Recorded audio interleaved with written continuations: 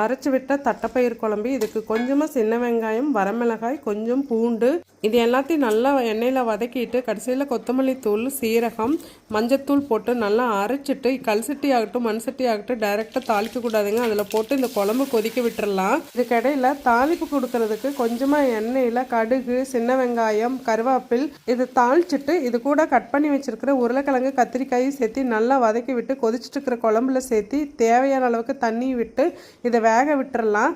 இதுக்கிடையில் நல்லா நசுங்குற அளவுக்கு நம்ம தட்டைப்பயிரை வேக வச்சு ரெடியாக வச்சுக்கலாங்க. புளியும் ஊற வச்சுக்கலாம். இந்த கொதிச்சுட்டு இருக்கிற குழம்புல உப்பையும் சேர்த்து காயெல்லாம் வெந்ததுக்கப்புறமா புளியும் சேர்த்திட்டு இந்த வேக வச்சுருக்கிற தட்டைப்பயிரும் சேர்த்து நல்லா கலக்கி விட்டு கொஞ்சம் ஒரு கொதி வந்ததுக்கப்புறம் தேங்காய் துருவல் சேர்த்திக்கலாங்க. கடைசியாக பெருங்காயத்தூளும் சேர்த்து இறக்கணும். அப்படிங்கும்போது சூப்பரான அரைச்சி விட்ட தட்டைப்பயிறு குழம்பு ரெடி. இது ரொம்ப ரொம்ப டேஸ்ட்டாக இருக்கும். 2 நாளைக்கெல்லாம் கூட வச்சு சாப்பிட்லாங்க. கண்டிப்பாக ட்ரை